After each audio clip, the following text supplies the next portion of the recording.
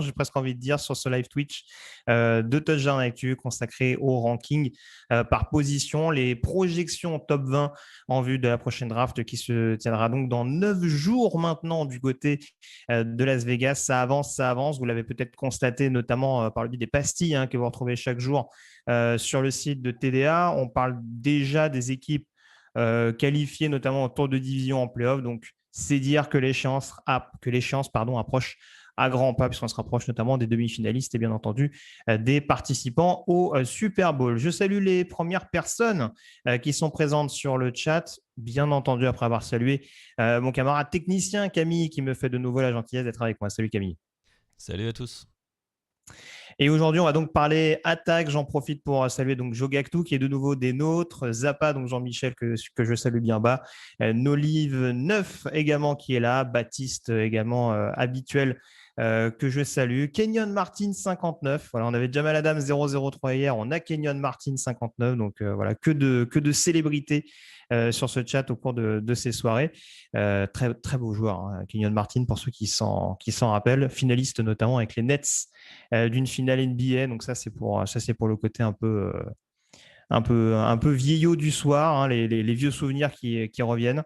Donc je le disais, on va parler ce soir de l'attaque. Je ne vais pas rappeler pour une large majorité qui était là hier, encore que je vais juste peut-être résumer très grossièrement. Donc on s'intéresse au top 20, aux 20 joueurs de chaque position susceptibles d'être draftés les premiers. Donc, c'est vraiment purement une projection sur lesquelles on va s'avancer sur les positions de quarterback, de running back, de receveur, de tight end, de tackle et de lineman intérieur.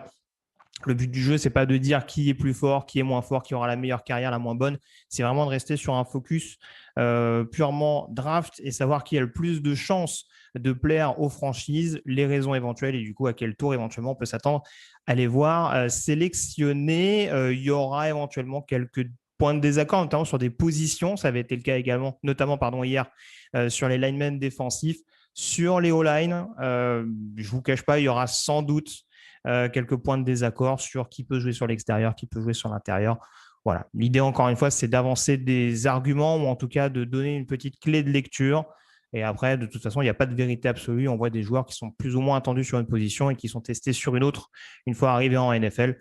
Donc voilà, ce sera avant tout pour donner un élément de réponse par rapport à ça. Je salue également Segrio qui était là hier et qui est de nouveau des nôtres ce soir. Urizen 81 également qui est là, Njito 72. Voilà, on va pouvoir lancer les hostilités. On va essayer de prendre un petit peu d'avance parce que mine de rien, hier, on s'est un peu débarrassé rapidement des special teamers, si je peux parler ainsi, mais c'est vrai que ça allait quand même assez vite. On va commencer cette deuxième soirée des rankings positions consacrés à l'attaque avec notamment les tight ends, groupe pas forcément très glamour sur le papier, mais qui en tout cas va peut-être, on va dire, receler de petites pépites dans les tours intermédiaires. Et du coup, il faudra peut-être plus s'attendre à faire des affaires aux alentours du 3e, 4e tour. Je vais te laisser nous dévoiler, Camille, le top 5, notamment en tout cas les 5 premiers de ce top 20 avec des noms que vous connaissez pour la plupart. Trey McBride qu'on ne présente plus forcément, mais qui a été vraiment la boussole offensive de Colorado State, notamment ces 2 dernières années. Vraiment une machine, enfin en tout cas un aimant à réception du côté de l'attaque des Rams, vraiment le principal dépositaire de l'attaque de Colorado State ces dernières saisons.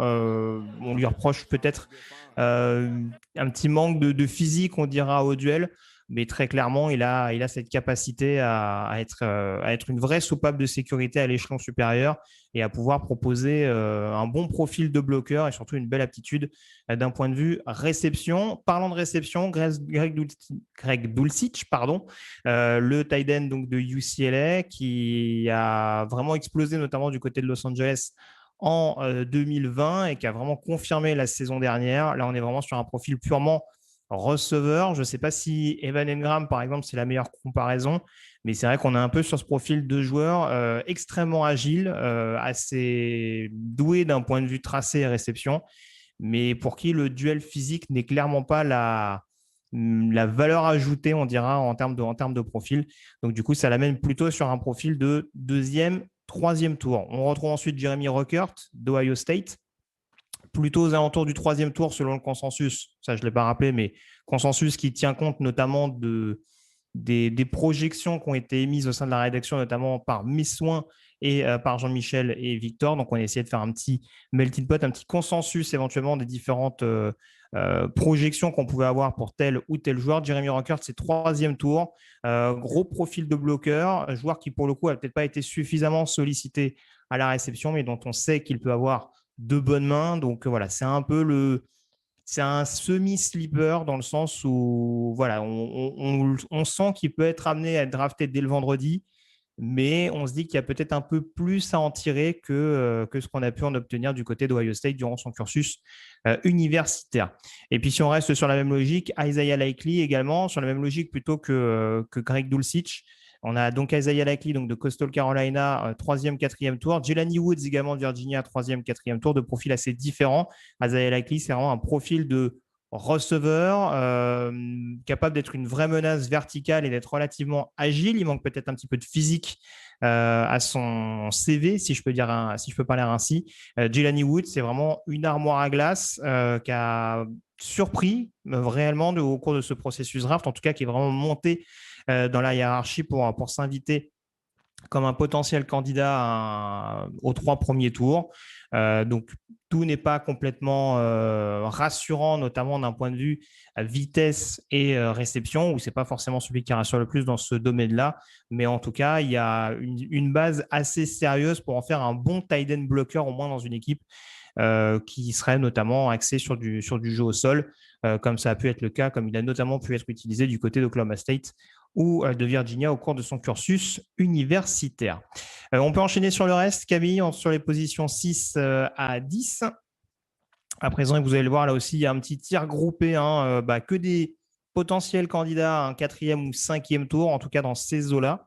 Je parlais de Jeremy Ruckert tout à l'heure. Cade Otton, du côté de Washington, c'est aussi un petit peu il y a un arrière-goût un petit peu d'amertume du côté de Cade Otton, dans le sens où on voit qu'il est capable peut-être d'être une menace un peu plus sérieuse dans le domaine aérien que ce qu'il a pu proposer du côté de Washington. Attaque très, très compliquée du côté des Huskies. Mais en l'occurrence, on l'a peut-être un peu trop cantonné à un rôle de bloqueur et pas forcément à un rôle de receveur. Et il y a peut-être dans la possibilité, dans sa future franchise NFL, la possibilité d'en faire vraiment un profil assez menaçant avec des mains qui ne seraient pas forcément si mauvaises que ça. On sait que les tight ends du côté de Washington, ils ont quand même une bonne réputation. Alors, c'est pas toujours couronné de succès. On avait Hunter Bryant, je crois, il y a quelques années, qui n'a pas forcément apporté grand-chose.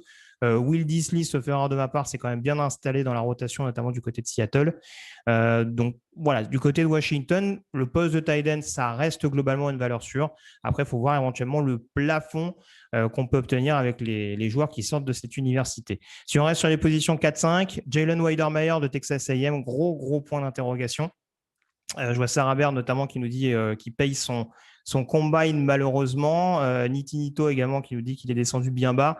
C'est vrai que c'est un petit peu le souci pour Weidermeyer dans le sens où c'était un joueur extrêmement prometteur de par son agilité, sa capacité à avoir des bonnes mains.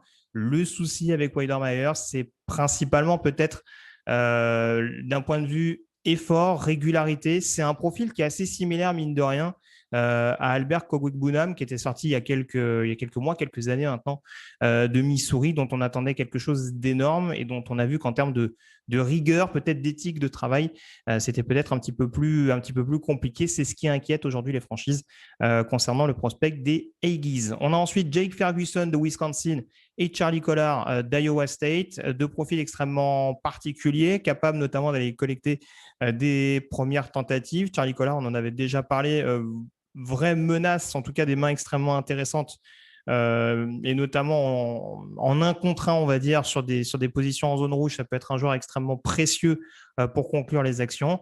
Jake Ferguson, dans cette ligne-là, voilà, c'est un tight end extrêmement solide, principalement bloqueur du côté de Wisconsin, mais qui a démontré, notamment, je crois, en 2019, une capacité à être une très bonne menace aérienne du côté des Badgers. Et puis Daniel Bellinger, ça aussi, c'est un peu une histoire intéressante du côté de San Diego State. Je crois 0 drop de mémoire en 2021 du côté des Aztecs, qui passe pas énormément non plus, on va pas se mentir. Ça court beaucoup du côté de San Diego State. Mais il a eu une année extrêmement productive avec certes, donc une production intéressante d'un point de vue réception, mais peut-être pas une menace suffisante, on va dire, sur du jeu très vertical. Ça reste vraiment du jeu assez court, mais ça n'en demeure pas moins un joueur avec une marge de progression extrêmement intéressante. Et je vois que Jean-Michel nous dit que c'est son petit chouchou. En tout cas, c'est vraiment un joueur qui peut, dans l'équipe adéquate, réussir à se développer de manière extrêmement intéressante à l'échelon supérieur. On peut enchaîner, Camille, sur les positions 11 à 15. On va y venir. Alors, je ne l'ai pas précisé puisque c'est moi qui ai mis le tableau à jour. J'ai laissé Tiden seulement en haut. On va parler des Tiden fullback. Il y en a quelques-uns qui vont être cités notamment dans le reste de ce classement, avec donc là que des profils 5e, 6e tour. Plutôt 5e que 6e, entendons-nous bien, mais en tout cas, ça peut flirter à peu près dans ces tours-là, avec Chigoziem Okonkwo de Maryland, qui présente un profil extrêmement intéressant, joueur physique avec des mains potentiellement à exploiter, en tout cas dont il a démontré des bonnes qualités lors du combine notamment. Cole Turner de Nevada, pas un physique énormissime, mais là encore, une grosse aptitude à être dangereux dans les airs. Et puis, on se retrouve avec le premier fullback, donc Connor Hayward, frère de Cameron, me semble-t-il, le defensive end de Pittsburgh. Un petit peu l'homme à tout faire, très clairement, running back de formation du côté de Michigan State et qui s'est mué en vrai fullback capable de faire des différences physiquement et de pouvoir apporter le surnombre avec une aptitude à sortir du backfield absolument déroutante. Donc voilà, Connor Hayward, vraiment joueur dur au mal, qui pourra éventuellement dépanner efficacement, notamment dans une équipe qui court beaucoup, comme ça a pu être le cas durant son cursus universitaire du côté de Michigan State. On termine avec deux profils assez intéressants, Austin Allen de Nebraska et James Mitchell de Virginia Tech. Austin Allen, que j'aime beaucoup, ce n'est pas forcément le joueur le plus impressionnant d'un point de vue gabarit ou vraiment physiquement. C'est vrai qu'il n'a pas forcément la carrure d'un tight end, mais en tout cas, du côté de Nebraska, ça a été un joueur qui a montré une certaine progression avec des mains assez intéressantes notamment. Donc, ça peut être une bonne option si on recherche un tight end receveur. Et puis, James Mitchell de Virginia Tech qui est clairement tributaire, on peut le dire, d'une blessure, notamment d'une déchirure au ligament subie la saison dernière. Un joueur extrêmement complet. Peut-être pas forcément transcendant dans un domaine en particulier, mais joueur assez complet, mais dont on attend de voir si son agilité ne va pas pâtir justement de ses récents problèmes de santé. Donc, c'est peut-être ce qui va l'amener à descendre un petit peu, mais très clairement, il y a un potentiel à exploiter du côté du joueur de Virginia Tech. On peut terminer ce top 20, Camille, avec les positions 16 à 20, où on va aller relativement rapidement. Grant Calcaterra d'SMU, Lucas Krull de Pittsburgh et Jeremiah Hall d'Oklahoma aux alentours du 6e, 7e tour. Grant Calcaterra, gros point d'interrogation dans le sens où ça a été une vraie menace aérienne dans l'échantillon qu'on a pu voir en universitaire, que ce soit du côté d'Oklahoma et d'SMU. Gros red flag, grosse alerte rouge concernant Grant Calcaterra. C'est des soucis de commotion répétés et pour le coup, ça l'a même amené à prendre sa retraite prématurée avant de revenir finalement du côté d'SMU. Donc, ça va forcément être un point qui va le discréditer, je pense, aux yeux des différentes franchises. Jeremiah Hall, profil assez similaire à Connor Hayward, qui s'est beaucoup plus focalisé sur un rôle de fullback que vraiment sur de la sortie de backfield. Il présente un profil peut-être un peu moins athlétique, c'est ce qui peut l'amener à être moins en vue que son comparse de Michigan State. Et puis après, voilà, pour Tegan Quitoriano d'Oregon State ou pour Gerrit Prince de UAB, l'un profil assez bloqueur, l'autre capable d'avoir des bonnes mains du côté d'Alabama Birmingham. Ça peut être des joueurs non draftés, comme ça peut être éventuellement des paris qu'on peut tenter en toute fin de draft. En tout cas, voilà, je pense qu'on sera à peu près vers 17-18 tight ends sélectionnés. Et a priori, c'est l'avis de mes deux comparses, Jean-Michel et Victor. Voilà ce qu'on pouvait dire sur la position de tight end. On va pouvoir désormais parler, mon cher Camille, des Rouliers Boys, puisqu'on peut le dire, running back, les RB, on ne savait pas trop ce que ça voulait dire. Vous le savez, ce sont les gars sûrs de Victor Roulier, c'est chouchou, très clairement, habituel. Donc, on va en parler. Je rassure tout de suite Victor s'il est sur le chat, je ne l'ai pas vu, mais peut-être. Il n'y a pas de running back au premier tour. Il y a un peu contribué, mais c'est sûr que ce n'est pas forcément la meilleure classe à ce niveau-là pour aller chercher un coureur dès le jeudi, ce qui n'était pas forcément le cas l'année dernière, parce qu'on se rappelle que Najee Harris et Travis Etienne avaient été sélectionnés dès le premier jour de la draft respectivement par les Steelers et les Jaguars. Donc, on commence dès à présent avec ce top 5 au niveau des running backs, des profils assez intéressants malgré tout, avec notamment des joueurs très physiques pour commencer. C'est le cas de Kenneth Walker et de Bryce Hall, attendus aux alentours du deuxième tour. Je l'ai dit, un profil assez physique, une très bonne vision du jeu, une capacité à casser des plaquages. C'est des joueurs qui ont été pas mal sollicités, mine de rien, beaucoup plus Bryce Hall que Kenneth Walker, qui était plus utilisé au niveau de la zone rouge, notamment lors de son passage du côté de Wake Forest, et qui a obtenu un peu plus de temps de jeu à Michigan State la saison dernière. Bryce Hall, c'est vraiment un homme à tout faire, mais vraiment un joueur qui joue principalement sur son aptitude à réussir à casser les plaquages une fois qu'il a trouvé les espaces. Donc voilà, deux profils assez intéressants d'un point de vue, en tout cas, assez complet dans le côté physique et rapide. Voilà, c'est pas les plus rapides du plateau, c'est pas les plus physiques, mais en tout cas, c'est ceux qui représentent le meilleur combo à ce niveau-là, et c'est ce qui peut éventuellement les amener à être sélectionnés dès le deuxième tour. Je reprécise, puisque ça, je l'ai dit hier et je le redis également, ça, c'est une erreur de ma part de ne pas les avoir classés alphabétiquement parlant. Si vous avez deux joueurs qui ont la même projection, comme c'est le cas de Walker et de Hall, ça ne veut pas forcément dire que l'un va partir avant l'autre. Voilà, c'est des classements qui ont été établis comme ça, qui s'appuient en grande partie sur le classement que j'ai fait moi-même de mon côté. Où pour gagner un petit peu de temps, j'ai recopié les noms comme ça. Mais encore une fois, Bryce Hall peut très bien être drafté avant Kenneth Walker et vice-versa. Il n'y a pas de vérité absolue sur qui est meilleur que l'autre quant au classement, quant aux positions. Voilà. Les projections sont plus importantes que les positions, je le répète de nouveau au cours du live de ce soir. Les trois autres joueurs, donc on a James Cook de Georgia, Isaiah Spiller de Texas A&M et Tyler Algier de BYU, attendus aux positions à deuxième et troisième tour. Des joueurs qui ont besoin de rassurer dans certains domaines.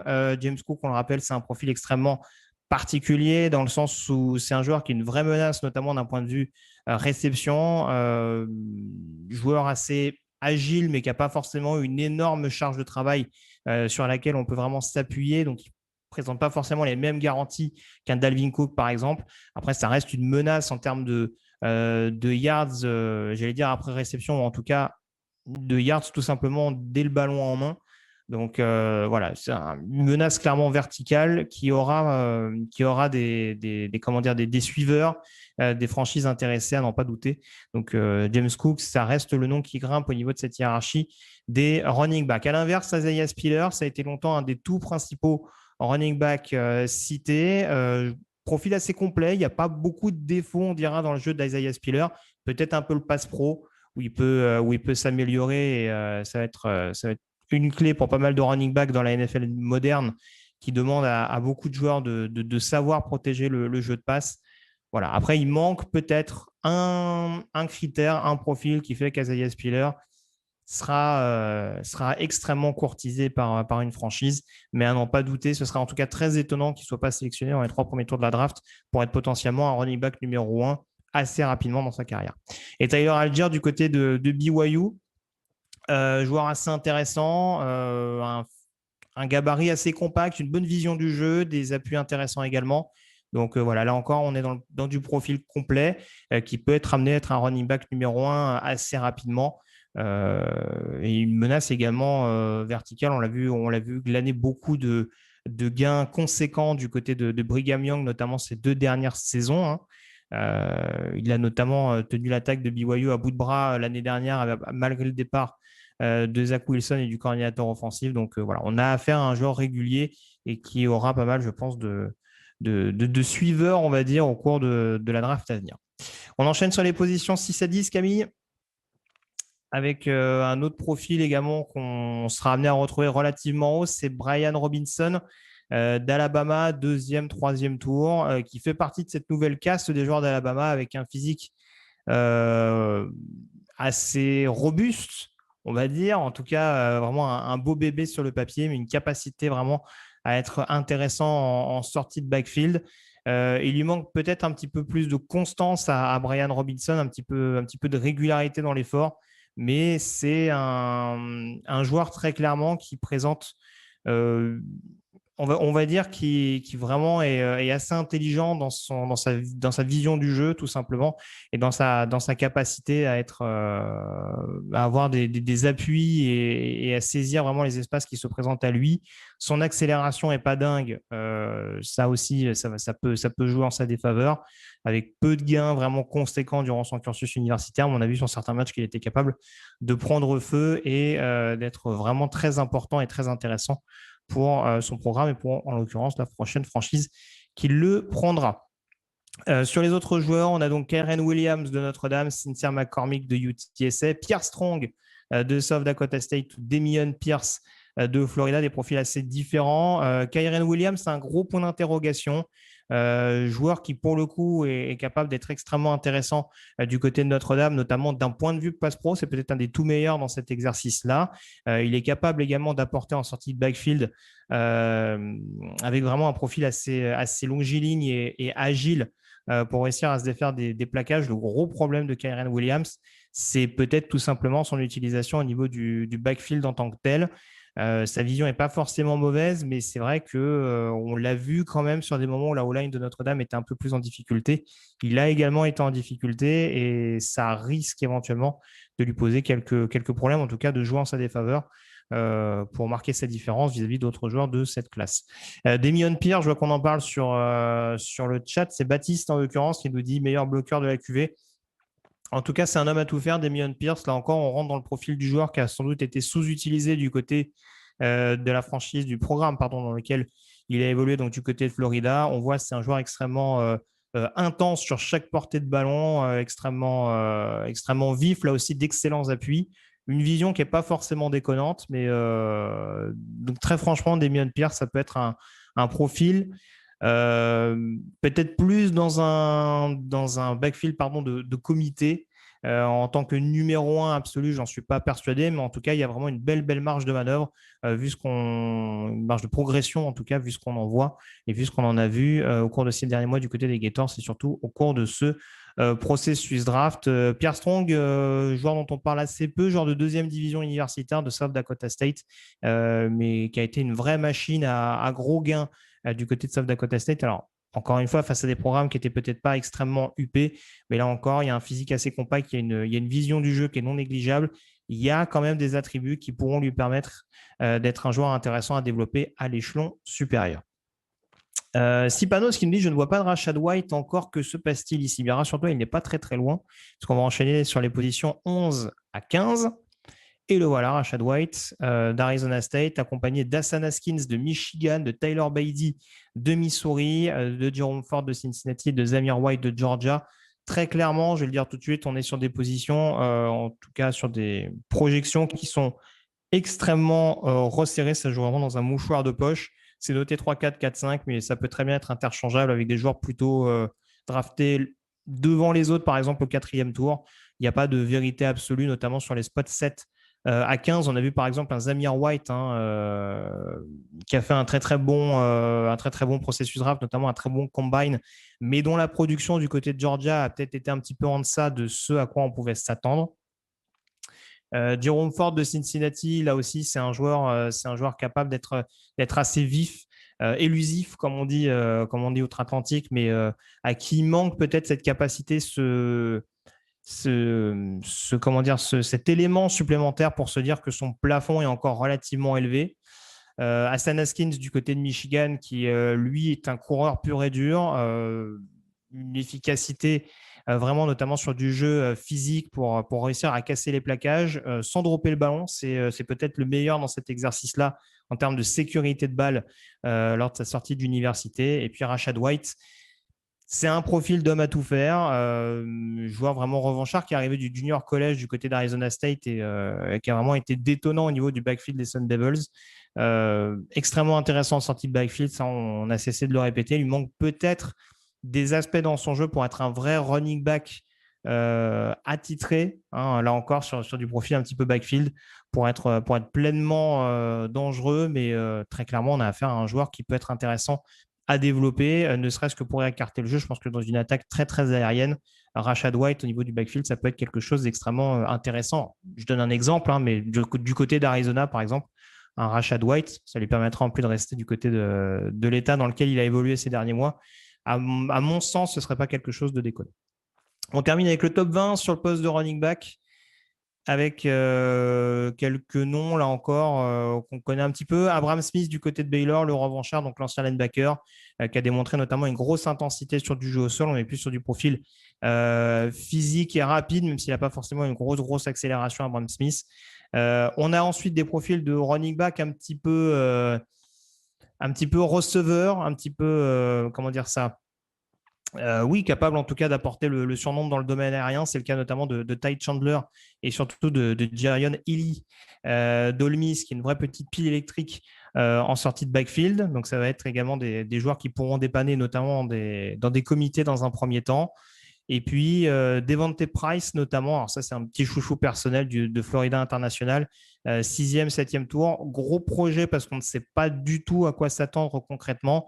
Il y a un profil physique qui n'est pas dingue. Il y a une accélération qui n'est pas folle non plus. Mais c'est un joueur vraiment qui a été extrêmement régulier du côté de Florida International, malgré un programme autour de lui qui tombait en lambeaux. Donc, très clairement, ça peut être une très, très bonne surprise de cette classe. C'est un potentiel gros sleeper à surveiller. Devontae Price de Florida International. Jashaun Corbin également, qui peut être amené à dépanner dans pas mal de secteurs et qui a été là aussi un coureur assez intéressant, notamment dans tout ce qui est yards après contact. On voit que c'est rarement un joueur qui tombe dès l'impact. Donc, joueur éventuellement à surveiller. Il y avait d'autres running backs qu'on aurait pu sortir. Je sais que Tyrion Davis-Price, par exemple, d'LSU, n'était pas loin du tout. Enfin, voilà, il y avait quelques joueurs également qui se tiraient la bourre là-dessus. Mais on est de toute façon, je le répète, dans une classe de running back extrêmement homogène. On peut enchaîner, Camille, avec notamment les big guys, pour le coup, avec les linemen. Et on va commencer par l'intérieur. Alors attention, il va commencer à y avoir des désaccords, parce que vous allez voir, il y a sans doute des joueurs que vous attendiez de tackle dans cette liste. Et voilà, on expliquera rapidement un petit peu ce qui peut les péjorer là-dessus. On va commencer par ce top 5 concernant les linemen intérieurs. Pas trop de surprises au niveau du premier tour, avec notamment Tyler Linderbaum, l'hyper athlétique centre d'Iowa. Donc Tyler Linderbaum qui devrait faire le plaisir notamment d'équipes qui jouent sur du décrochage. Enfin voilà, c'est vraiment un joueur. Il y a très très peu de choses à dire d'un point de vue technique, physique, athlétique sur ce que peut apporter Linderbaum dans sa future franchise en NFL. Donc très clairement, un top 15 quasiment sûr. Enfin en tout cas, même si la position est souvent dévaluée, ce serait très étonnant qu'il ne soit pas le premier lineman intérieur drafté et encore moins hors du top 15. Zion Johnson, là aussi, joueur assez complet, technique notamment, avec une très très belle, enfin en tout cas avec un physique extrêmement dissuasif, à tel point qu'on l'a testé et en tant que garde et en tant que centre sur l'intérieur de la ligne. Plutôt pressenti pour être garde dans un premier temps, mais en tout cas il présentera non seulement une certaine polyvalence, mais en plus une capacité à être performant sur à peu près tous les compartiments du jeu. Donc voilà, ce sera sûrement un joueur extrêmement surveillé au cours de ce premier tour. On enchaîne ensuite avec Kenyon Green, donc de Texas A&M, et Darian Kinnard de Kentucky. Kenyon Green, premier, deuxième tour. Il y a quelques petits points d'interrogation sur Kenyon Green, qui a été essayé sur beaucoup de positions du côté des A&M, joueur plutôt performant en termes de protection de passe et dans une attaque extrêmement aérienne. Ça devrait ravir sa future franchise. Sur du jeu au sol, il est déjà un peu plus suspect à mon sens. Mais voilà, il y a une marge de progression en tout cas qui est là, parce que c'est un athlète hors norme. C'était une grosse recrue à sa sortie du lycée, et ce sera, à n'en pas douter, un joueur potentiellement draftable dès le jeudi. Darian Kinnard, il peut être considéré comme un tackle, disons-le tout de suite, mais c'est vrai qu'il a notamment un profil extrêmement dissuasif d'un point de vue physique. Techniquement, il s'en sort pas mal aussi. C'est sans doute l'agilité qui peut lui jouer des tours et sa mobilité qui peut éventuellement pousser sa future équipe à éventuellement le recentrer. Il n'y a pas de vérité absolue encore là-dessus, mais c'est vrai qu'il y a quand même un ressenti global au niveau des échos qu'on peut avoir au sein de la ligue, comme quoi il ferait plutôt un meilleur joueur intérieur qu'un tackle à l'échelon supérieur. Jamari Sawyer de Georgia, là encore, on a affaire à un gros battant, un joueur qui présente quelques problématiques en termes de mobilité, là encore, ce qui le discrédite un peu sur le poste de tackle, notamment à gauche, là où il a longtemps évolué du côté de Georgia. Mais voilà, du côté des Bulldogs, on a vu que le jeu au sol, ça restait le mantra véritablement de Georgia depuis des années et des années maintenant. Et Jamari Sawyer a vraiment été extrêmement performant dans cet exercice-là. Donc, il fera, à n'en pas douter, un bon garde, peut-être un centre selon certains, mais plus vraisemblablement un garde à l'échelon supérieur. Je regarde un petit peu parce que je vois que l'Oxy 25 me demande s'il y a un réel écart entre Linderbaum et Johnson. Ça a tendance à se resserrer un peu. Je ne dis pas que Johnson n'a pas des chances d'être le premier lineman intérieur sélectionné. Maintenant, c'est vrai que je ne l'ai pas précisé pour Linderbaum, mais il y a quand même la possibilité de pouvoir éventuellement utiliser Linderbaum en tant que garde, même si son poste principal et le poste dans lequel il a évolué était centre à l'université. Mais on se rend compte quand même que voilà, Linderbaum, il y a un profil vraiment purement athlétique, réactivité, mobilité, etc. Plein de choses qui font que Linderbaum, en tant qu'athlète, paraît quand même à un niveau au-dessus que Zion Johnson. Et on sent qu'il y a encore des choses à en tirer. Ce qui est le cas pour les deux hommes. On sent que du côté de Linderbaum, c'est encore plus. On est vraiment sur du calibre All-Pro très, très régulier du côté de Linderbaum.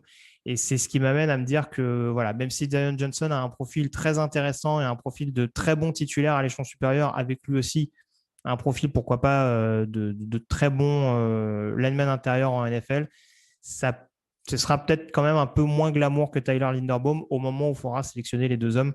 Donc voilà, pour répondre à la question, l'écart n'est pas monstrueux, ça jouera peut-être à 5 ou 10 places d'écart, mais voilà, je vois quand même Linderbaum quand même un petit peu au-dessus.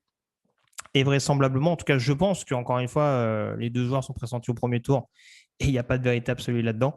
Mais je pense que mes compars seront relativement d'accord. Ils donneront leur avis en tout cas la semaine prochaine ou s'ils sont sur le chat, qu'ils n'hésitent pas à le donner. On peut enchaîner Camille sur le reste, les positions 6 à 10 au niveau de ces linemen intérieurs. Là encore, on ne va pas forcément être d'accord concernant Tyler Smith. Pas forcément d'accord sur plusieurs choses. Déjà, tout d'abord sur la position. Puisqu'on a notamment un joueur qui a longtemps été annoncé en tant que tackle, Tyler Smith du côté de Tulsa, mais qui présente quand même un avantage assez intéressant, c'est sa capacité à être vraiment dangereux d'un point de vue physique. Il a une explosivité, mais qui reste encore peut-être mal exploitée par moment, un joueur encore assez brut dans ce qu'il peut proposer au niveau de la protection de passe, mais ça ne veut pas dire ça ne veut pas dire que sur la durée, à long terme, il ne soit pas capable d'être un bon tackle. Et c'est vrai que Nitinito le dit sur le chat. Tyler Smith, c'est l'autre peut-être point de désaccord, c'est la projection. Vraisemblablement, on part sur un deuxième, troisième tour. Maintenant, on n'est clairement pas à l'abri puisqu'on sait que chaque année, il y a potentiellement un profil athlétique sur lesquels les franchises craquent et qui peut les amener peut-être pas forcément à reacher, donc à prendre le joueur plus haut, mais en tout cas à se dire que l'investissement peut être plus payant dès le premier tour. Pourquoi pas tout simplement protéger avec une 5e année optionnelle de contrat pour garder le joueur plus longtemps, hein, comme ça peut être le cas quand on sélectionne un joueur au premier tour. Tyler Smith, ça peut également être un premier tour de par ce point de vue-là. Si on considère que c'est plus un lineman intérieur, ce sera un deuxième ou troisième tour. Si on considère que vraiment à terme, il peut avoir le potentiel d'un tackle, ce sera en tout cas tentant de le prendre aux alentours du premier tour. Ensuite, on retrouve donc toujours aux alentours du deuxième, troisième tour. On a Cole Strange de Chattanooga, joueur assez athlétique, vraiment assez explosif dès le snap. Un échantillon technique, on dira quand même, à perfectionner, là encore, surtout que du côté de Chattanooga, il y a peut-être à se perfectionner très clairement, parce que là encore, on reste sur de la deuxième division universitaire, donc il faut encore rassurer dans ce domaine-là pour vraiment se dire que c'est un joueur qui va être pleinement performant en NFL. Et puis Sean Ryan également de UCLA, troisième tour, joueur qui a longtemps joué de tackle du côté de UCLA. Le profil athlétique est là. Maintenant, c'est vrai que là encore, c'est peut-être d'un point de vue technique qu'il faut que Ryan se perfectionne pour voilà, on va dire la technique dans les espaces, le placement des mains est pas souvent optimal. Donc, pour être amené à protéger le quarterback sur l'extérieur, ça peut lui poser quelques problèmes. C'est ce qui l'amène à être en position de garde. Alors, on a Dylan Parham ensuite de Memphis et Ed Ingram de LSU. Dylan Parham, je vais le dire tout de suite, moi, c'est un des joueurs que j'aime beaucoup dans cette classe, mais là encore, il y a des consensus qu'il faut faire. Ça nous amène à le voir plutôt aux alentours de la 3e ou 4e position.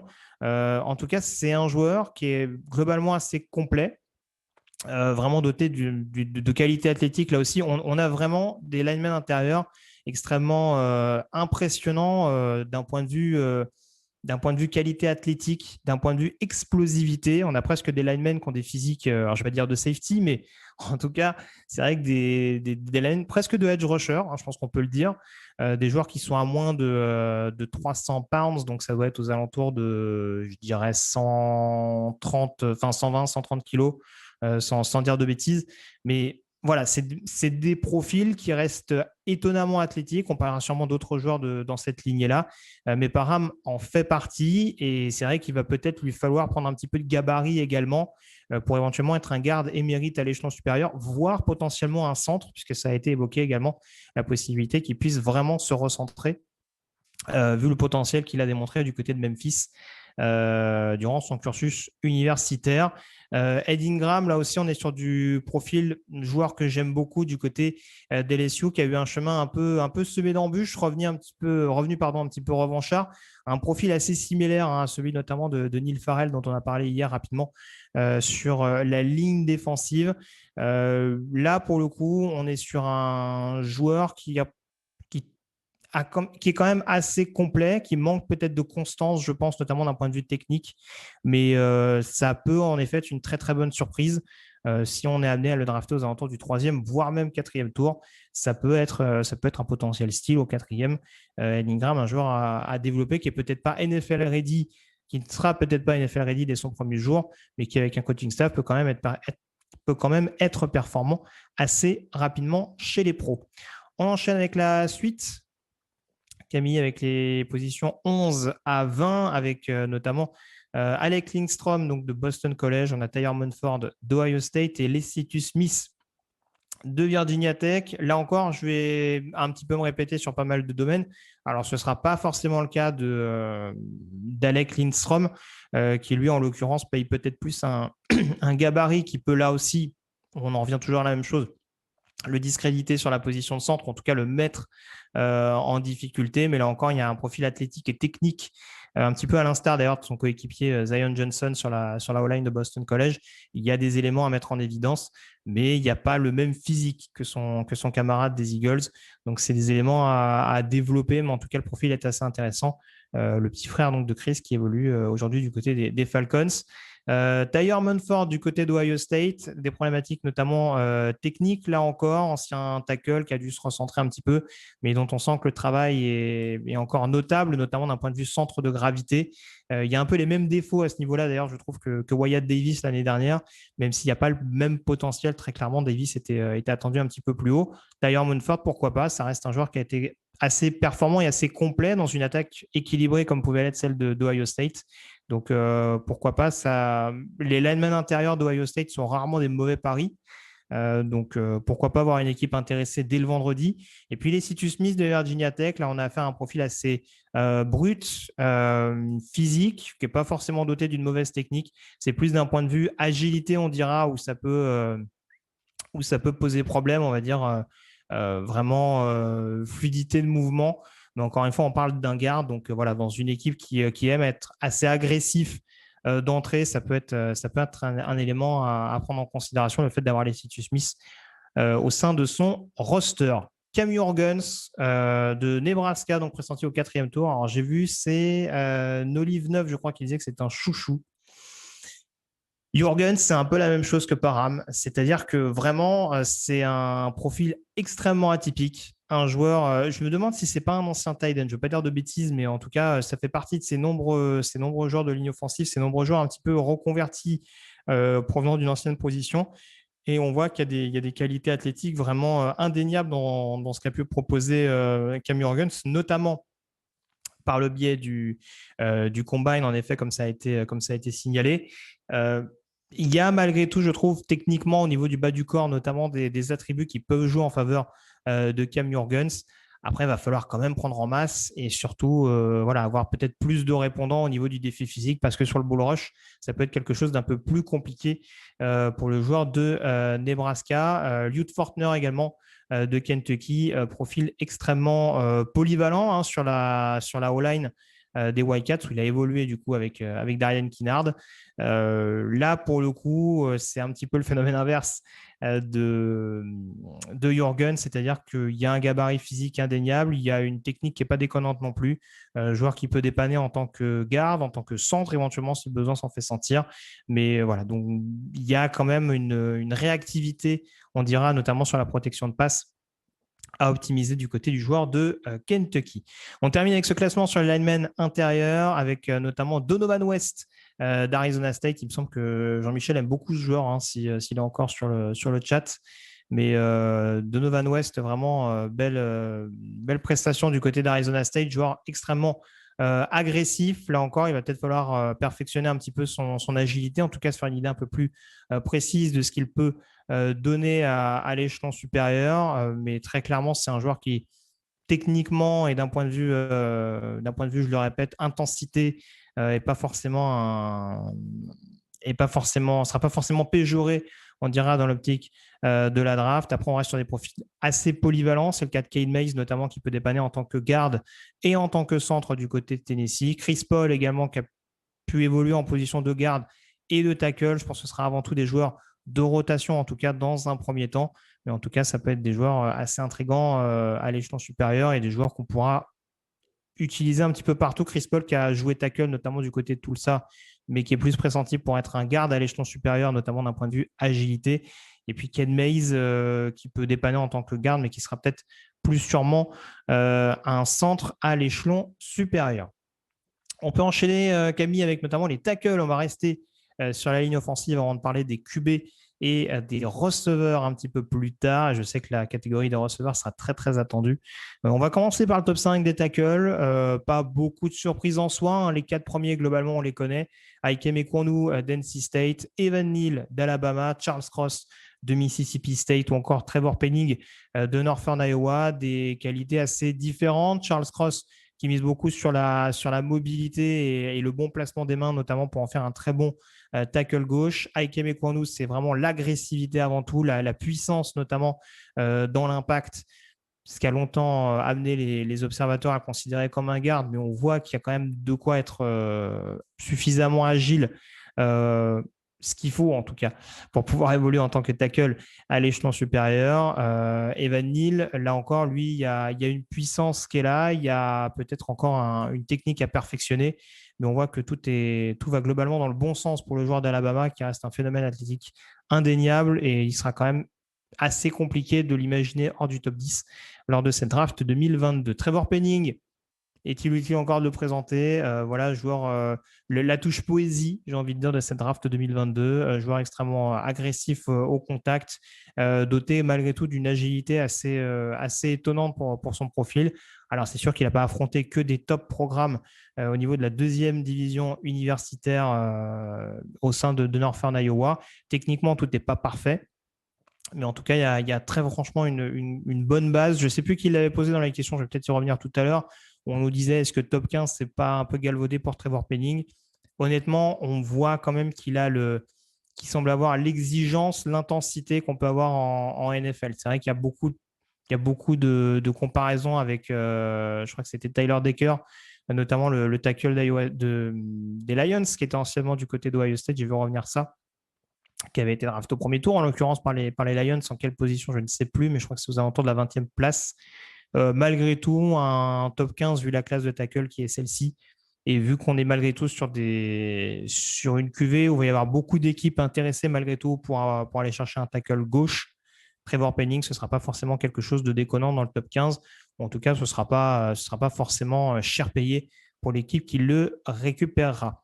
Bernard Reimann, pour terminer, du côté de Central Michigan, joueur dont vous pouvez retrouver la fiche, qui a été publiée, je crois, il n'y a pas très très longtemps sur le site de TDA. Joueur autrichien, donc, qui a découvert le football américain très très tardivement, ancien tight end, il me semble, et qui s'est révélé très clairement sur la ligne offensive, qui semble étonnamment poli d'ores et déjà, notamment d'un point de vue technique et d'un point de vue explosivité. Donc voilà, il y a peut-être un petit peu de coffre encore à récupérer de la part de Bernard Reimann, peut-être quelques fondamentaux également. sur la technique, notamment perfectionner notamment sur le bas du corps, sur le placement, pour être vraiment un tackle émérite. Mais voilà, Malakai qui nous dit ce matin la fiche de Rayman, c'est bien ce qui me semblait. Il me semblait bien l'avoir vu passer il n'y a pas si longtemps que ça. Mais en tout cas, voilà, on est dans le côté premier et deuxième tour. C'est-à-dire que s'il y a une équipe, un petit peu comme Tyler Smith tout à l'heure, s'il y a une équipe qui sent que ce sera un bon tackle gauche à l'échelon supérieur, on va se laisser tenter. De toute façon, on sait qu'en fin de premier tour, il y a souvent des paris un petit peu osés sur les tackles. Bernard Rayman peut être l'un d'eux. Nolive 9 qui nous dit est-ce que Penning est loin des 3 premiers? Il y a quand même un petit écart qui semble se dégager. Voilà. Par rapport aussi à ce que je disais, le niveau de compétition des uns et des autres, on a vu que Trevor Penning, du côté du Senior Bowl notamment, l'opposition, même contre des joueurs de première division, c'est pas quelque chose qui lui faisait peur. Maintenant, voilà, il y a aussi ces petits points d'interrogation qui seront à écarter et qui le mettent, un petit peu en retrait. Il y a un profil purement athlétique là encore, puisque même si Penning est étonnamment athlétique par rapport à son profil, il n'est peut-être pas aussi intéressant que peuvent l'être d'autres joueurs. On ne sent peut-être pas une marge de progression aussi détonnante que pour les 3 premiers. Donc oui, là encore, c'est plus un milieu de premier tour, alors que les autres sont clairement, à mon sens, top 10, voire mieux. On enchaîne avec les positions 6 à 10, Camille. Avec notamment, et ça je sais que c'est un joueur qui sera une grosse intrigue, Daniel Faalele de Minnesota, deuxième, troisième tour. On a également Abraham Lucas de Washington State, deuxième, troisième tour. 2 joueurs qui ont un point commun, c'est le fait d'arriver en NFL avec un profil assez brut, dans le sens où Daniel Faalele, alors on va le dire, c'est vraiment... il y a Jordan Davis en défense et il y a Daniel Faalele en attaque. C'est-à-dire que on met les deux sur un banc, il ne reste plus beaucoup de place. Mais oui, non, c'est vraiment une force de la nature en tant que telle. Daniel Faalele, joueur australien qui a découvert là aussi le football américain assez tard, qui continue d'ailleurs d'en apprendre les fondamentaux, mais dont on voit qu'il y a une grosse marge de progression. Son problème principal, on dira, du côté de Minnesota, c'est d'avoir évolué principalement dans une attaque qui était extrêmement axée sur le jeu au sol. Ce qui n'a pas empêché les nombreux coureurs qui ont été utilisés l'année dernière d'être performants, et ça en dit long sur le niveau de la O-line, dont le niveau de Faalele. Et puis Abraham Lucas, lui, là aussi, ça va peut-être plus être un problème d'environnement, parce que forcément, du côté de Washington State, on l'a beaucoup mis dans des contextes où il fallait qu'il défende un petit peu la passe dans un système vraiment prédéterminé, mais du coup, il n'y a sans doute pas suffisamment de choses qu'Abraham Lucas peut faire. On l'a sans doute envisagé de par son profil, qui n'est pas forcément le gabarit type d'un tackle comme un potentiel garde. Ça a rapidement été écarté et ça peut être un tackle intéressant, mais ce sera sans doute un joueur plus à développer dans un premier temps de par ces données-là. On enchaîne ensuite avec Nicolas Petit Frère, donc d'Ohio State, et Kellen Dish d'Arizona State. Nicolas Petit Frère, grosse recrue en sortie de lycée quand il est arrivé du côté d'Ohio State, donc joueur d'origine haïtienne, d'où son nom. Joueur qui, malgré tout, a montré un certain de grosses lacunes d'un point de vue technique. Il suffit de voir son match, par exemple, contre Michigan pour voir à quel point il a été exposé, notamment par le duo Hutchinson-Ojabo. Donc, il y a une grosse marge de travail à ce niveau-là pour Nicolas Petit Frère, qui aurait peut-être gagné à rester une année de plus en universitaire.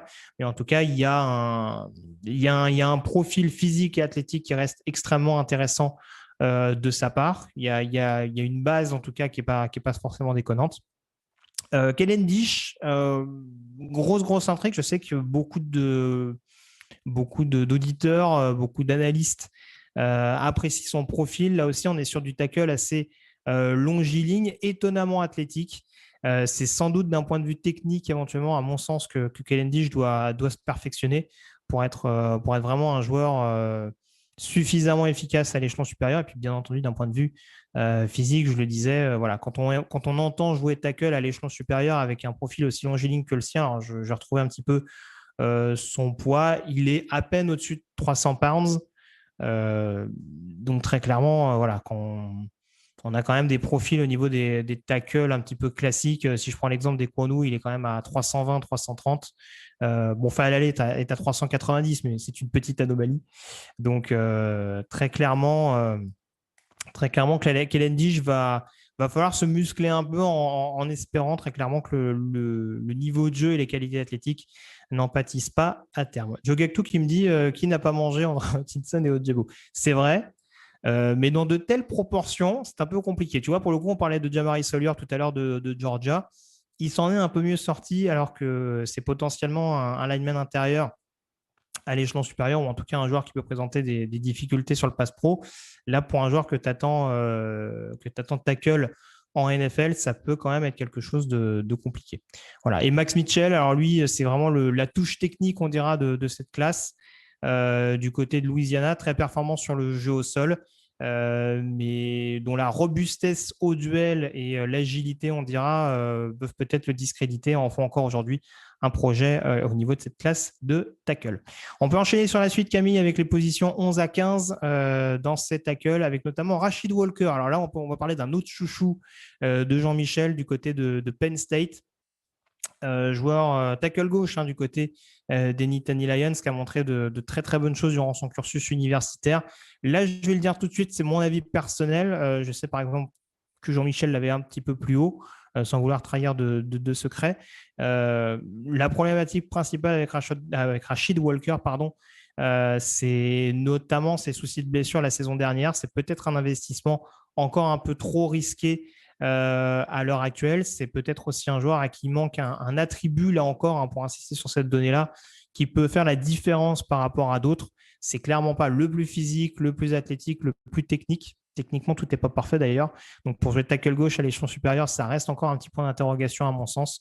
Mais très clairement, ça peut rester un projet et un joueur à développer dans un premier temps, histoire d'être sûr, en l'occurrence, que ces pépins physiques sont derrière lui. Ensuite, aux alentours du 4e, 5e tour, on a quelques profils intéressants. Spencer Burford, notamment de UTSA, Obina Eze de TCU, Zach Tom de Wake Forest et Braxton Jones de Southern Utah. Donc, 4e, 5e tour. Là, on parle vraiment de projets de joueurs très clairement à peaufiner. On prend l'exemple d'un Zach Tom qui a joué un petit peu partout sur la ligne offensive des Demon Deacons, mais dont on voit qu'il a quand même une capacité, notamment athlétique, une capacité à pouvoir décrocher notamment.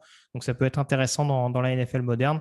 Mais voilà, ça peut être des profils à surveiller de très très près. Braxton Jones également, qui doit se perfectionner d'un point de vue technique, mais qui a en tout cas un sacré gabarit à mettre en avant. Et qui fait partie en tout cas de ces tackles de deuxième division universitaire qui peuvent éventuellement s'imposer comme des tackles un peu surprises dans cette cuvée de draft. On termine du coup dans ce top 20. Au niveau des tackles, on va aller assez rapidement avec notamment Luke Gedicki. Alors là aussi, on peut ne pas être d'accord. Position 4e, 5e tour. Luke Gedicki de Central Michigan, qui interroge notamment sur sa capacité, sur sa mobilité. Donc, savoir si ça peut être un garde ou un tackle globalement. Là, aujourd'hui, c'est un petit peu la question qui se pose, mais c'est un joueur qui manque d'explosivité. Et puis après, on a des profils comme notamment Matt Valetsko de North Dakota ou Cordell Volson de North Dakota State, qui sont des profils un petit peu, des hommes un petit peu à tout faire, qui peuvent dépanner sur pas mal de postes, tackle, garde, etc. Mais à qui il manque peut-être ce critère qui va faire que sur un poste prédéfini, ils pourront être utilisés assez rapidement à l'échelon supérieur. Donc voilà, là, on est vraiment sur du développement avant tout au niveau de cette fin de top 20. On passe au receveur. Je pense que ça en intéressera un petit peu plus. Il a fallu faire des choix. Le proverbe dit choisir, c'est renoncer. Et très clairement, il a fallu renoncer dans cette classe du top 20 à quelques joueurs un peu chouchous, en tout cas qui vont être à suivre de très très près. Vous allez le voir au niveau des projections. Ça reste projeté assez haut du côté de ce top 20 des receveurs. Je vois Nitinido qui nous dit pourquoi les gens détestent autant les gars de Penn State. Alors, les bras m'en tombent, je ne comprends pas qui déteste les joueurs de Penn State. Pour le coup. Ah oui, c'était peut-être un rapport aux commentaires de Johan juste avant, je n'avais pas vu. Mais très clairement, voilà, il y a quand même des profils intéressants. Je le répète, Jaquan Brisker, notamment, qui devrait être le principal. Arnold Ebiketie, notamment sur le pass rush. Il y aura quand même des joueurs à suivre, mais c'est vrai que Rashid Walker, malheureusement, offensivement parlant, du côté de Penn State, hormis peut-être un receveur dont on va parler dans quelques secondes, c'est vrai qu'il n'y a pas que des domaines qui ont été très, très rassurants en 2021. On commence avec le top 5. Camille, dans cette classe de receveurs très intrigante, on va commencer du coup par le top 5 qui paraît indéniablement promis à un premier tour. pour des raisons assez différentes. Garrett Wilson, la valeur d'espace du côté d'Ohio State, dont on peut remettre en question son aptitude au duel et son gabarit, en tout cas son amplitude physique, on dira, pour aller chercher les ballons. Maintenant, on voit qu'en yards après réception, c'est un joueur qui régale. Chris Olave, son coéquipier d'Ohio State, qui a démontré une belle capacité, notamment de receveur de possession, une excellente rapidité également lors du combine. Donc, on se rend compte que c'est un joueur peut-être un peu plus complet encore que ce à quoi on pouvait s'attendre. Jamison Williams d'Alabama, c'est le vrai point d'interrogation dans le sens où on a affaire à peut-être la principale menace verticale de cette draft, une vraie bombe atomique, mais un joueur qui présente l'inconvénient de s'être blessé très tardivement en 2021, avec notamment une déchirure des ligaments croisés et une saison 2021 qui est 2022 pardon, qui sera du coup potentiellement remise en cause.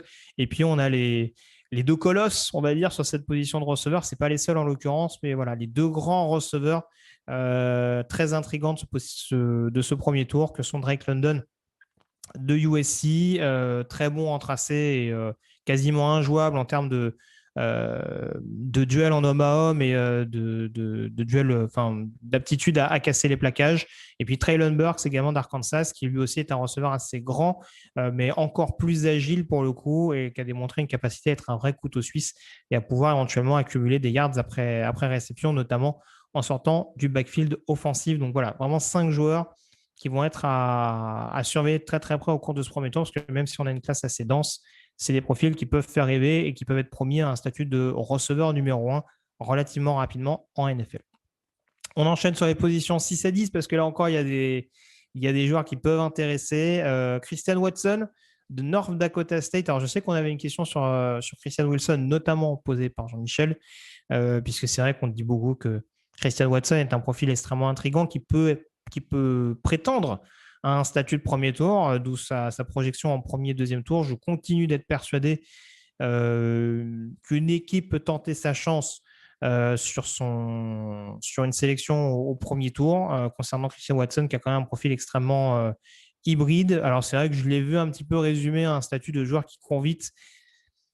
Ses mains ne sont pas parfaites. C'est clairement ce qui joue contre lui, en tout cas moins bonne que d'autres receveurs, entendons-nous bien.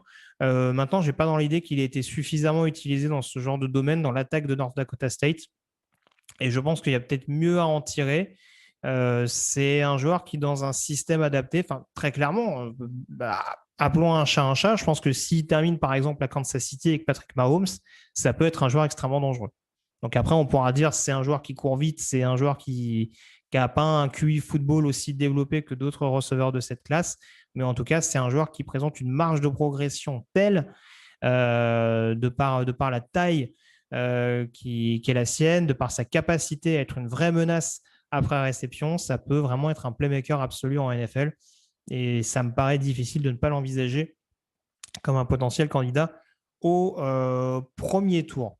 Jahan Dotson également de Penn State, donc premier, deuxième tour. Là aussi, c'est pas du tout le même profil. En l'occurrence, Jahan Dotson, c'est profil beaucoup plus petit.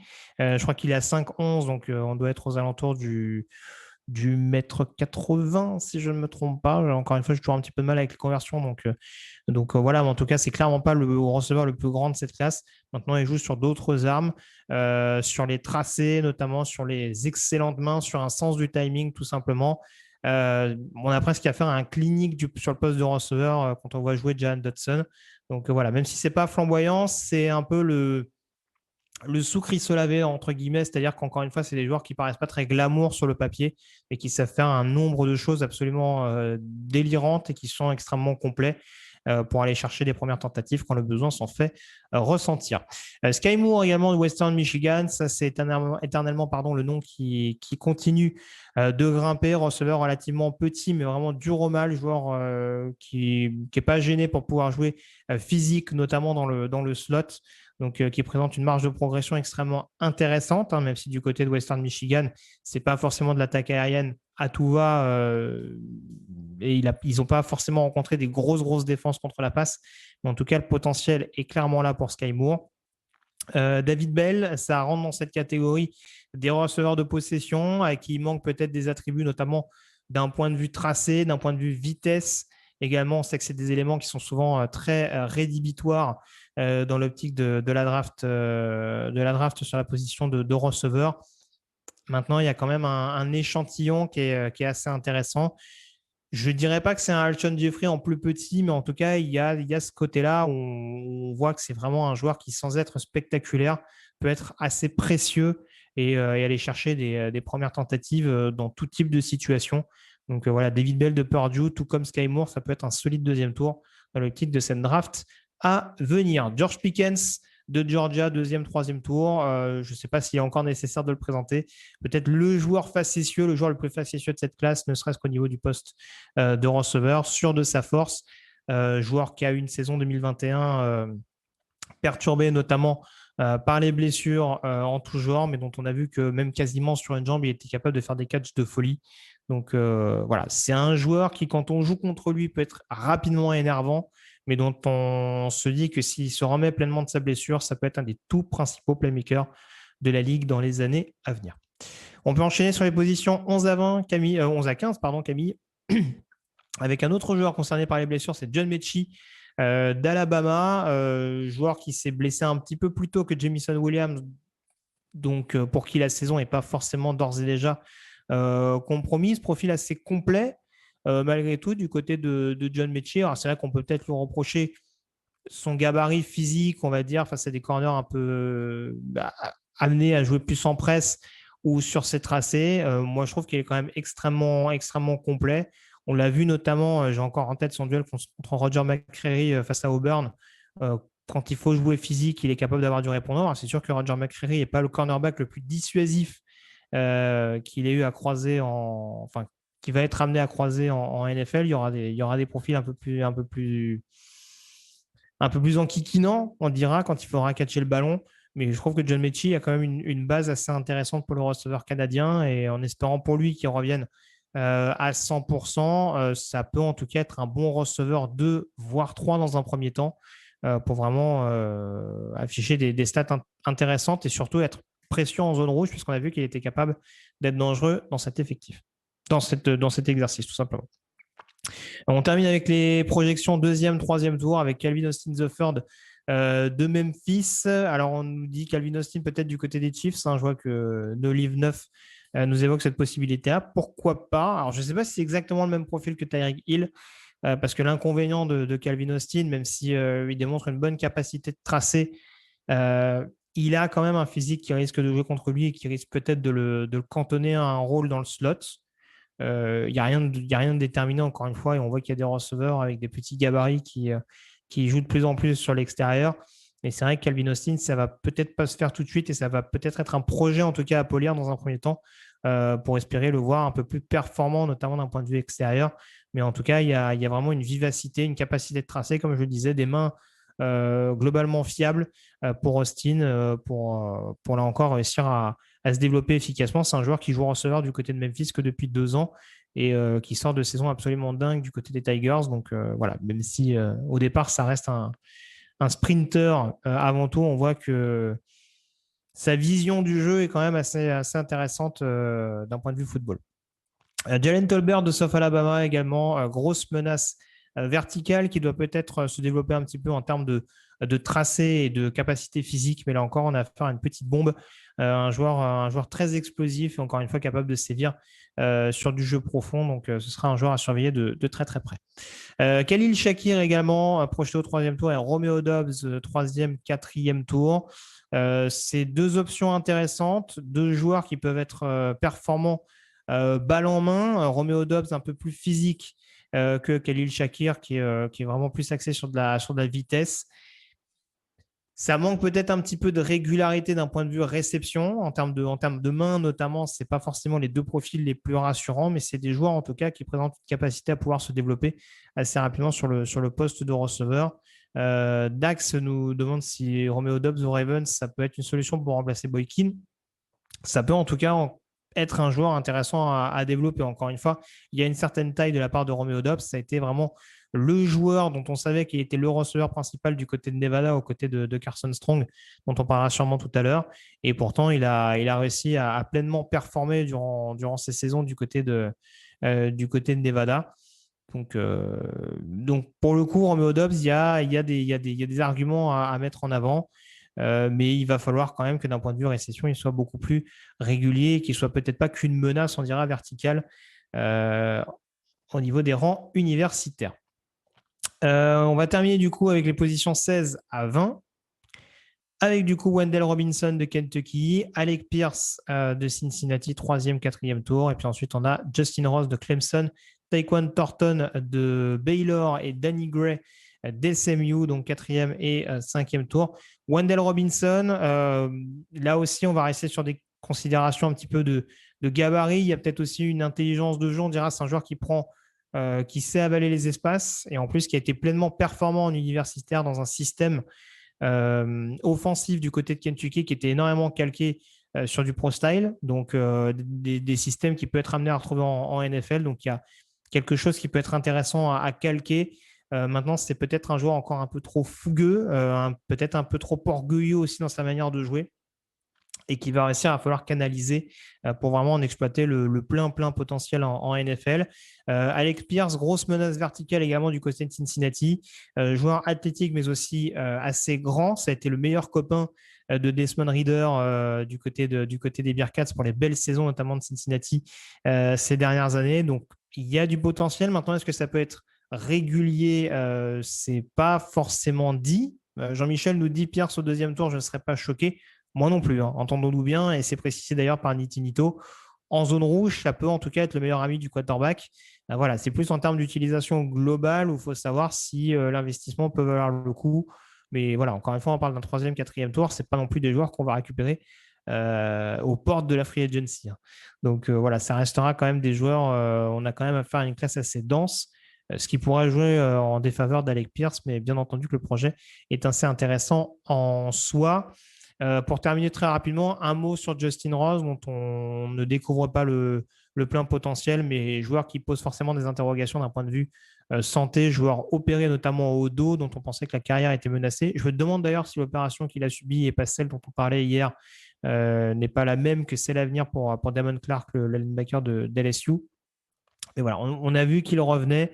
Il a une capacité, en tout cas une envergure qui lui permet de catcher pas mal de ballons, une certaine vivacité qu'il n'a pas forcément perdu. Ça peut être un joueur extrêmement précieux, notamment sur des screens ou ce genre de choses.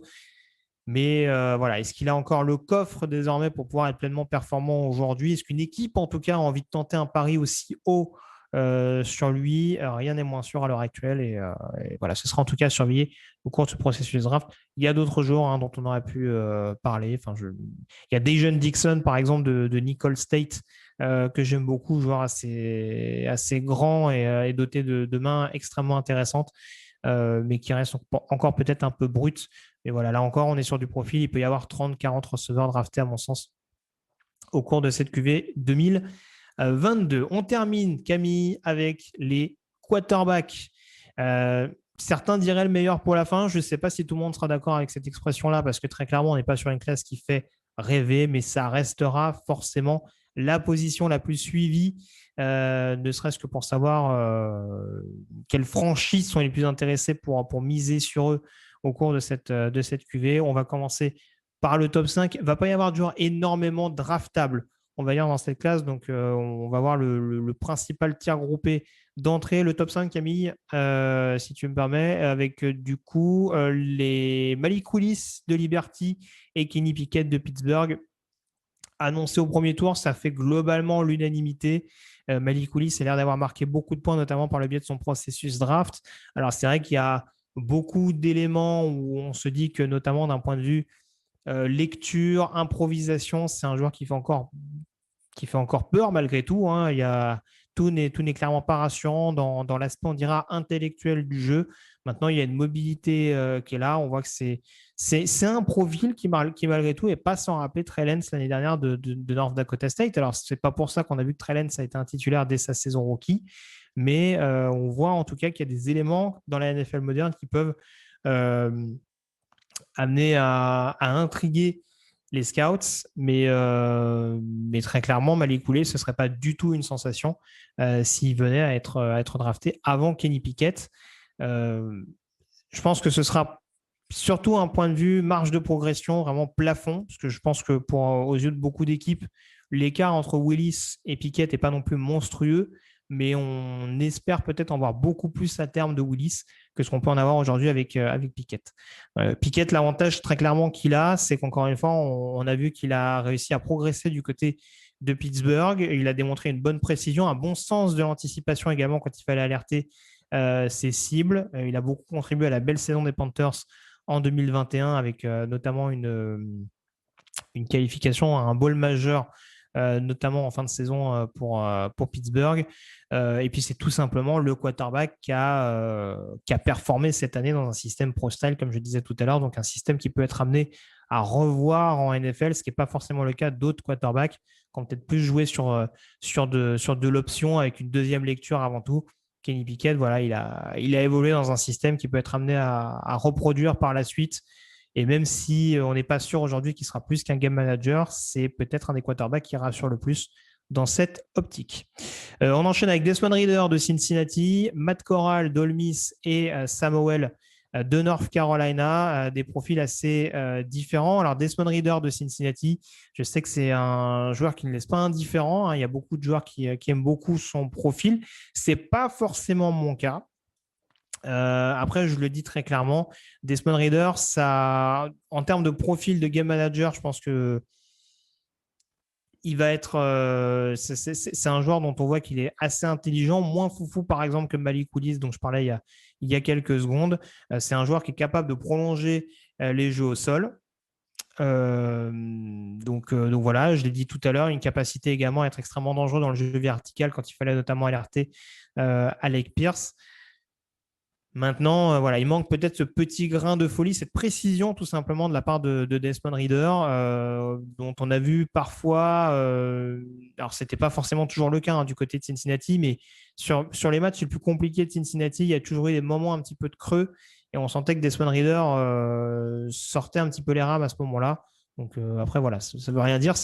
On sortira toujours l'argument c'est un des quarterbacks qui a remporté le plus de victoires en college football, ce que j'entends à 100%. Les deux hommes devant lui, c'est Kellen Moore et Colt McCoy. Donc, c'est aussi à relativiser un petit peu là-dessus. Mais voilà, encore une fois, le but du jeu, c'est pas de dire si j'aime ou si j'aime pas, mais ce sera clairement un joueur qui peut intriguer et qui peut amener une équipe à le sélectionner au premier tour, parce que là aussi, je pense qu'il y a une marge de progression qui n'est pas inintéressante. Mais voilà, il y a encore des éléments, on dira purement dans le domaine purement technique du quarterback qui seront clairement à perfectionner. Matt Corral également du côté d'Ole Miss. Là aussi, c'est peut-être le système de jeu de Mississippi qui va jouer en sa défaveur. Joueur capable d'être très rapide au niveau de la distribution, de bien trouver les zones intermédiaires.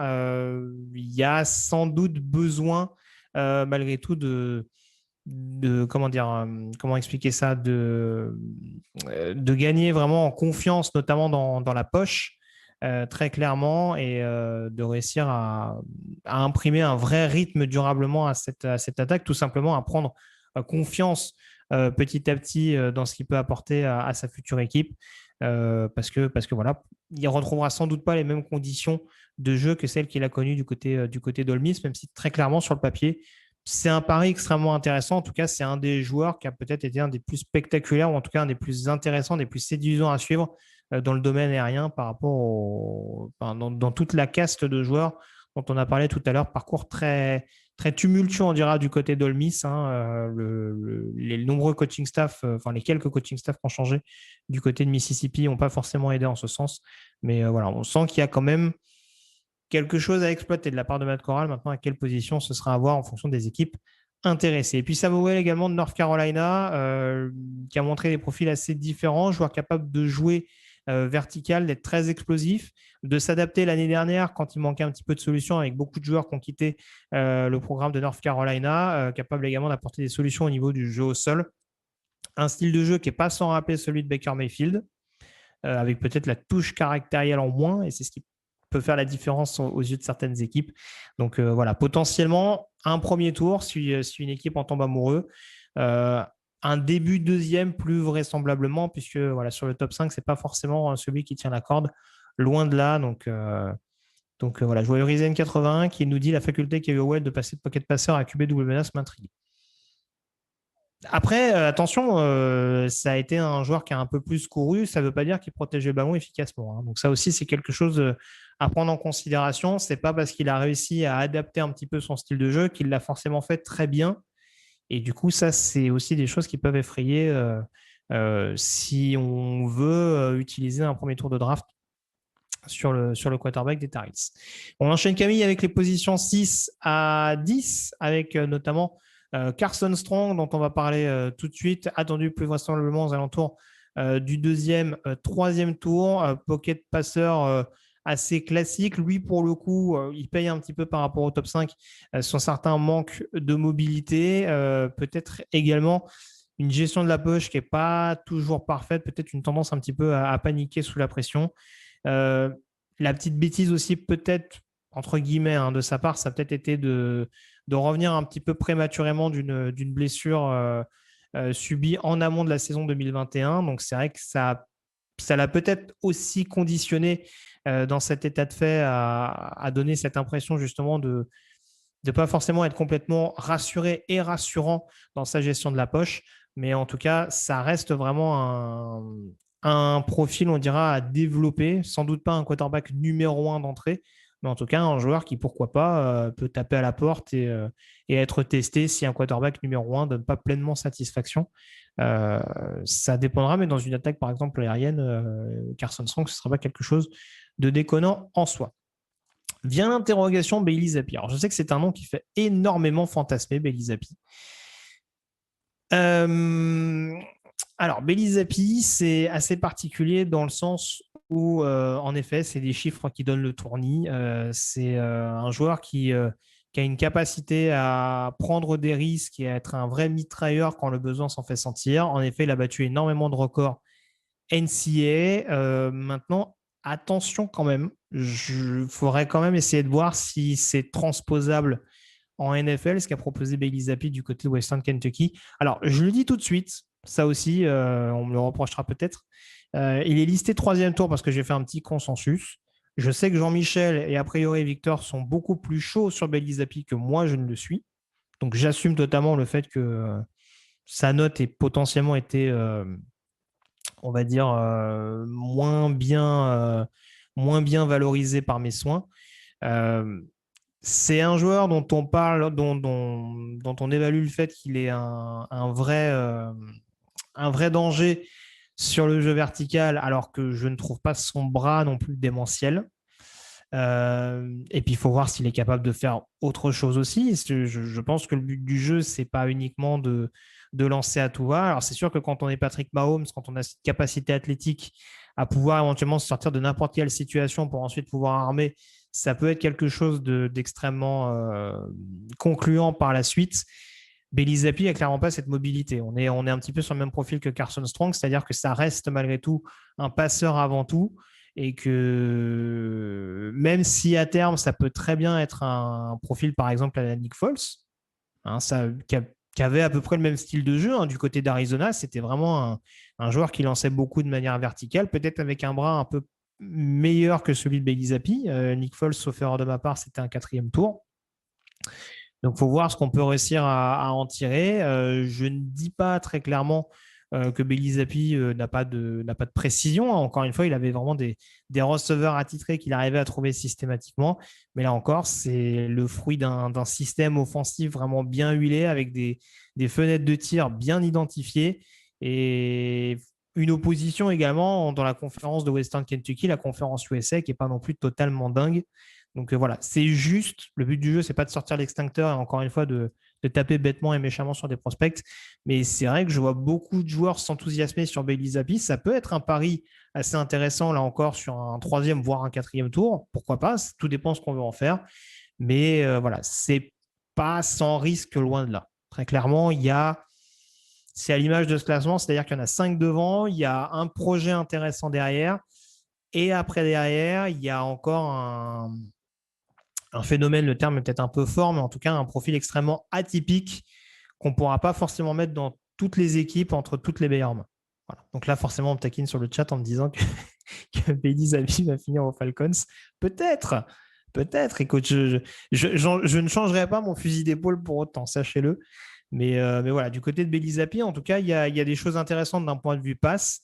Là, encore une fois, les 5 premiers avaient des attributs en termes de mobilité non négligeables. Là, on est plus sur des profils de pocket passeurs purs et durs qui sont pas forcément inintéressantes pour les franchises qui vont sélectionner au cours de cette draft. Ensuite, on va aller relativement rapidement. Vous voyez qu'il y a quand même un certain gap, hein. Je pense qu'il y aura, comme souvent, entre 10 et 13 quarterbacks sélectionnés lors de la draft, hein. C'est souvent une petite moyenne, histoire de au moins s'assurer un quarterback backup.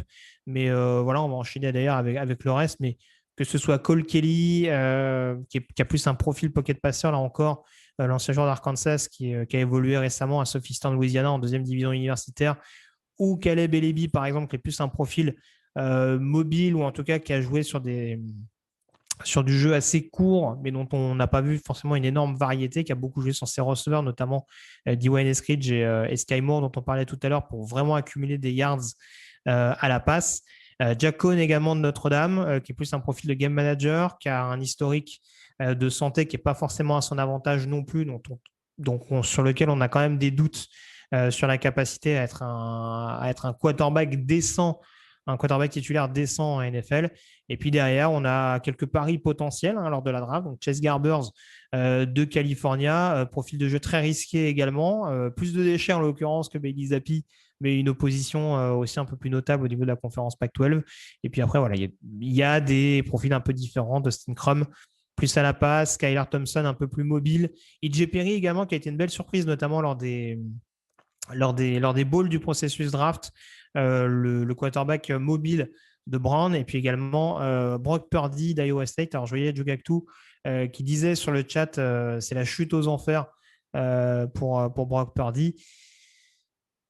Malheureusement, il y a, en termes de prise de décision et de panique, on a trop souvent vu Brock Purdy perdre un petit peu les pédales. C'est vrai qu'il y a longtemps eu une petite blague en universitaire, on ne le voyait bon qu'au mois de novembre.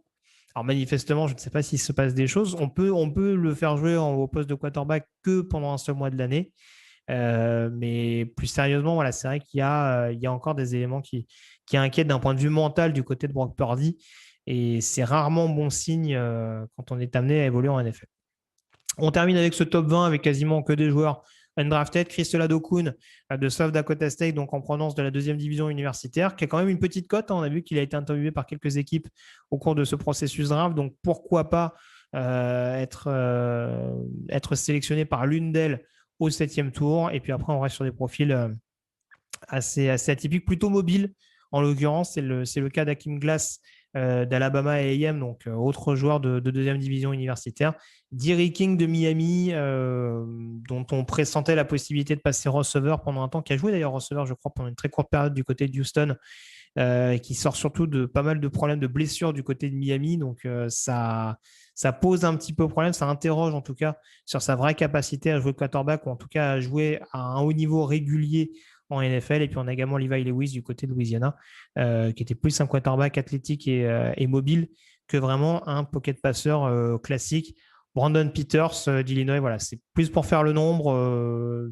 Joueur dont on voit que d'un point de vue mécanique, il n'y a pas des choses inintéressantes, mais là encore, d'un point de vue mental, c'est peut-être là où ça pêche, et ça ne lui a pas forcément permis de trouver des points de chute très réguliers en tant que titulaire au cours de sa carrière. Lui qui a été, par exemple, une recrue de Michigan, si je ne dis pas de bêtises, au début de sa carrière au lycée, j'allais dire à l'université en l'occurrence.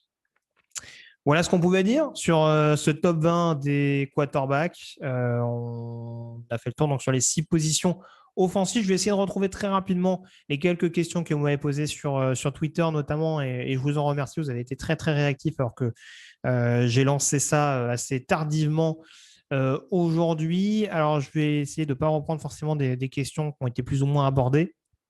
Mais je sais que Baptiste, par exemple, nous interrogeait sur le fait qu'on avait une 3e année consécutive avec une grosse classe de receveurs. Est-ce que c'était une tendance ou un concours de circonstances? Je pense malgré tout que ce n'est pas uniquement le fruit du hasard, puisqu'on voit aussi, à contrario, que même les running backs, par exemple, sont amenés à être de plus en plus performants en sortie de backfield. On voit qu'il y a aussi de plus en plus de coachs de college football qui sont amenés à aller en NFL. Donc, on voit que malgré tout, c'est assez transposable. On a un jeu universitaire qui est beaucoup plus axé sur du jeu aérien.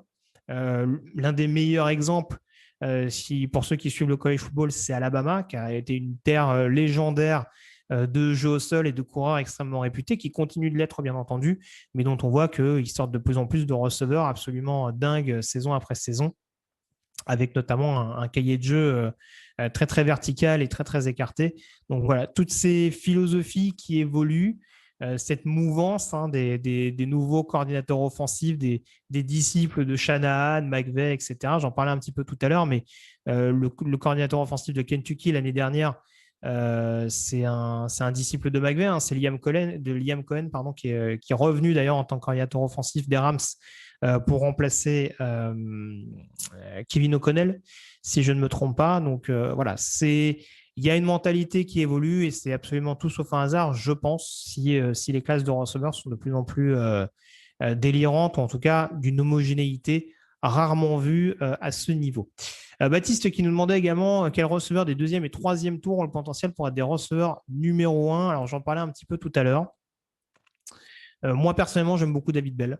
Très clairement, c'est sûr qu'il y a des éléments qui ne font pas forcément rêver. Je le disais, la vitesse notamment, ça c'est des choses qui sont un petit peu rédhibitoires pour pas mal d'équipes, mais je pense qu'en lui laissant, peut-être pas dès sa saison rookie, mais en lui laissant un petit peu de temps, ça peut en tout cas être un receveur extrêmement décent, un receveur de possession, un receveur numéro 1 extrêmement décent parce que voilà, il y a une taille qui me paraît suffisante.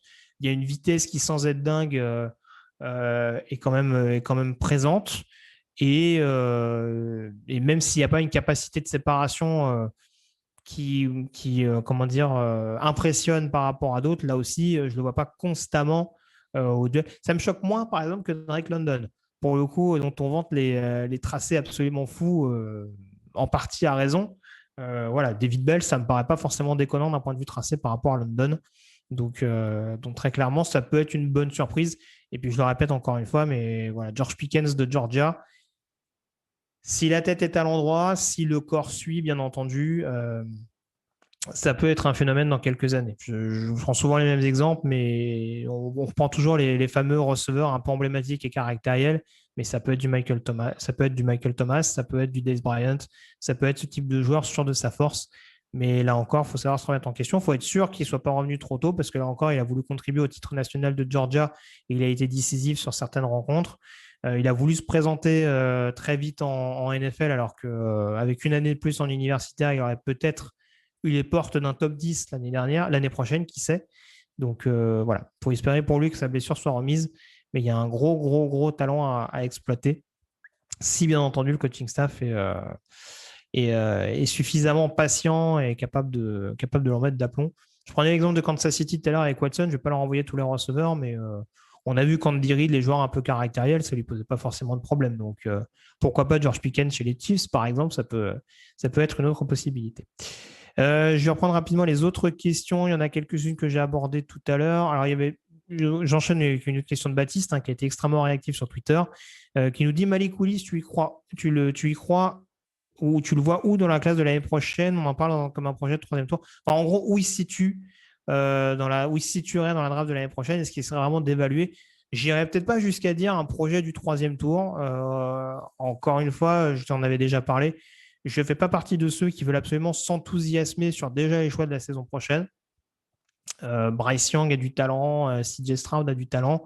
J'attendrai quand même de voir leur saison prochaine pour continuer de m'enthousiasmer énormément parce que voilà, la draft a cet avantage de pouvoir un petit peu faire fantasmer, essayer de se projeter un petit peu sur ce qui peut advenir par la suite. Mais voilà, il ne faut peut-être pas griller les étapes. Et pour l'instant, je ne sais pas. Mais Malik Willis, je l'ai toujours dit, c'est pas un joueur, c'est pas rassurant pour lui. Mais en tout cas, c'est un joueur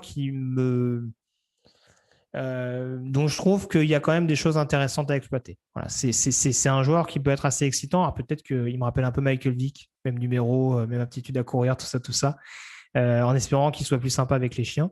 Mais voilà, je ne serais pas dérangé, par exemple, que Malik Willis atterrisse à Atlanta. Donc voilà, c'est pas la priorité absolue, très, très clairement, du côté des Falcons, mais pourquoi pas. Et puis, dernière question toujours de Baptiste, que je remercie vraiment de sa réactivité, et qui nous demande en termes de projection 2023. Alors, il nous parle donc de Keishon Boutte d'LSU, de Jordan Addison de Pittsburgh. Je ne sais pas si Jordan Addison sera éligible dès l'année prochaine. Je ne veux pas dire de bêtises. Sans doute. Je ne me rappelle plus si c'était un sophomore ou un junior la saison prochaine. En tout cas, Boutte et Smith Njigba donc d'Ohio State. Est-ce que c'est au-dessus de London, Burks ou Olave?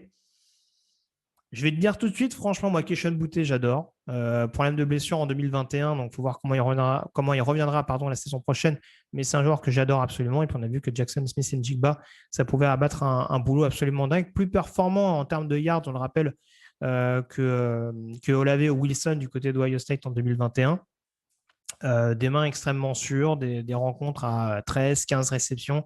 Donc voilà, on voit que c'est un joueur qui n'a pas de difficulté à avoir une charge de travail assez conséquente. Il faut voir comment le physique va suivre, mais ça peut largement être des profils top 10, top 15, donc potentiellement au-dessus. Pardon. Voilà, vous me précisez. Autant pour moi, j'avais un petit doute sur Addison.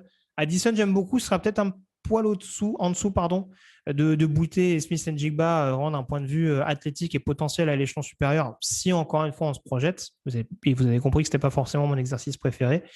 Mais en l'occurrence, on va dire que les premiers seraient un peu au-dessus de ceux qui tiennent la corde cette année. Donc encore une fois, Boutte et Smith Njigba seraient peut-être un petit peu au-dessus de ce tiers groupé-là.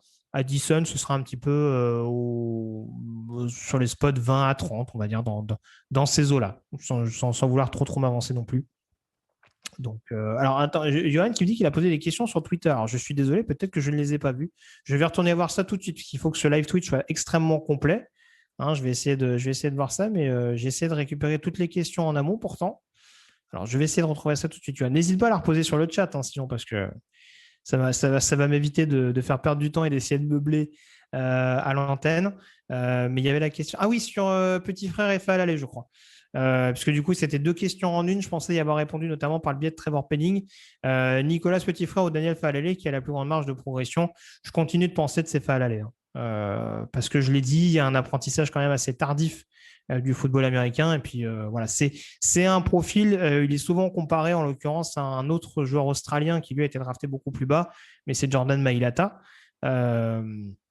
des Eagles, dont on a vu là aussi qu'avec un apprentissage très très tardif du football américain. Alors lui en plus c'était différent parce que il n'avait pas forcément joué dans un programme autant en vue que Minnesota, ce qui est le cas de Fahalale. Fahalale, on se dit que c'est potentiellement de l'or qui dort, comme on dit.